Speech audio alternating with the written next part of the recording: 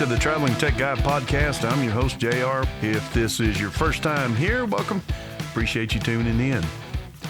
Got a few things to go over today for this podcast, so let's get right into it and not waste any more time. Let's take a quick look at what's going on in the RC hobby news. March 16th is right around the corner. All of us RC pilots are supposed to start complying with the remote ID rules, and the FAA is supposed to start enforcing those rules. Here's where I see there is a problem. If you don't want to fly at a FRIA and you don't have an aircraft that's 250 grams or less, you're going to have a broadcast module. The issue, you can't find any. The manufacturers cannot keep up with the high demand for the broadcast modules. Unless the manufacturers are able to crank out a lot more modules, a lot of people are not going to be able to comply with the rules. And the FAA has stated that they're not going to extend the date out any further than March 16th. They're going to start enforcing after that date. But if you can't get the modules, how are you going to be in compliance?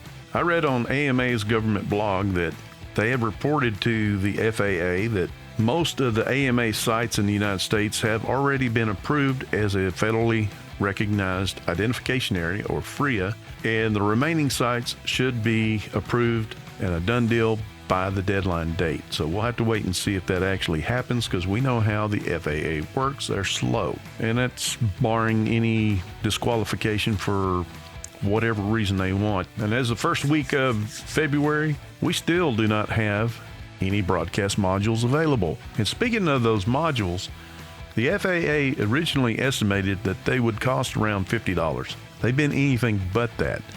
The first few iterations of them started out at like $199 and went up. That's really not affordable for the average pilot. The one module that is more cost effective is going to be the Sky Remote ID from Spectrum. Fortunately, it's not a proprietary piece of equipment, so you don't have to just use Spectrum gear.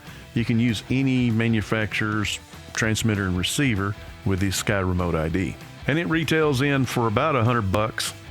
And like all the other modules, it's on back order too. So we'll just have to wait and see if the manufacturers can catch up and help pilots become compliant. One way that you can comply with the remote ID rules and not have to buy any broadcast modules, simply fly at an AMA flying site that's been approved as a FRIA. And if you want to see if your local field is approved, head on over to AMA's website, modelaircraft.org. And they have a club finder on there where you can put your city and state in, and they'll give you a list of flying sites in that area. You'll also see on that listing that if the site is approved already for a FRIA or not. In the Hits Keep Coming department, the FAA's Office of Airports is now trying to change the definition of aeronautical activity to exclude UAS and model aircrafts from this definition. This could severely impact clubs and events that AMA holds on airport properties, as the money that airports get from the FAA exclusively prohibit that money going to an airport if they have any events that does not meet the definition of aeronautical activity. The AMA, along with the EAA, drafted a comment to submit to the Federal Register outlining the FAA's history of regulating, publishing rules, and advising recreational UAS model aircraft operations as aeronautical activity. The AMA is also requesting that model aircraft be included in the definition, or at the very least provide a carve-out for CBO chartered clubs,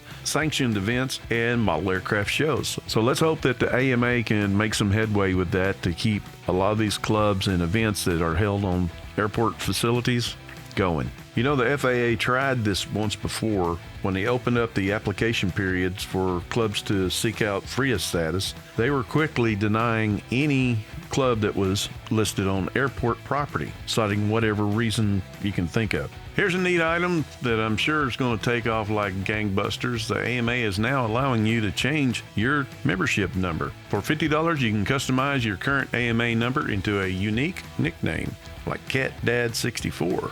Now keep in mind it's limited to 10 characters, so you have to come up with something really unique and creative. If you want to check it out, go over to AMA's website, it's modelaircraft.org/call sign if you want to change your AMA number. Let's take a look at the upcoming events for February 2024. The Tejas Annual Fun Fly and Swap Meet will be happening on February 17th at South Stewart Road in San Juan, Texas. And on February 24th, it's going to be the Northwest RC Club's first Warbird swap meet fly-in, and they're located at 11165 Katy Hockley Road in Hockley, Texas. And that's all the events I've got listed so far. And as more is posted, I will definitely let you know what's going on. And if you get a chance to attend one of these events, be sure to go out there and help support the club. If you watch any of my fly-in event videos on my YouTube channel, The Traveling Tech Guy, you know that I travel all over Texas and Louisiana, bringing you the sights and sounds of some of the most beautiful birds around. And one of the comments that I continually get is, why is there background music in your video? You don't need background music in your video. We just want to hear the engine sounds. I thought I would address that and explain the reason why there's background music in my videos. The main reason why I have music playing in my flying videos is simply for filler. Most of these events that I attend, they're already playing music over loudspeakers, but I can't use that music because it's copyrighted. If the microphone picks it up and it makes it into the video, I could get a copyright claim, or worse, a copyright strike. And if I get 3 of them, then my channel's gone. That would be detrimental to what I've been trying to do, because I love helping beginners get into the hobby, and I love showcasing the events that happen in Texas and Louisiana to get my channel taken away by a copyright strike. So stop and think about it for just a second. All movies and TV shows have some form of music playing in the background. You can't escape it. It's used for a purpose. A lot of it to build suspense in suspenseful sections of a movie, or to invoke some kind of other emotion. So it does have its place, and that's why music will always be a part of my videos. So hopefully that'll slow down some of the negative comments about the background music. Just want to remind you, if you're a beginner and want to know how to get started in the hobby, be sure to check out my channel, The Traveling Tech Guy. I've got a lot of great videos showing you how to get into the hobby inexpensively, what gear you're going to need, what gear you don't need, and everything else in between. And that's it for this episode. I'll catch you next time.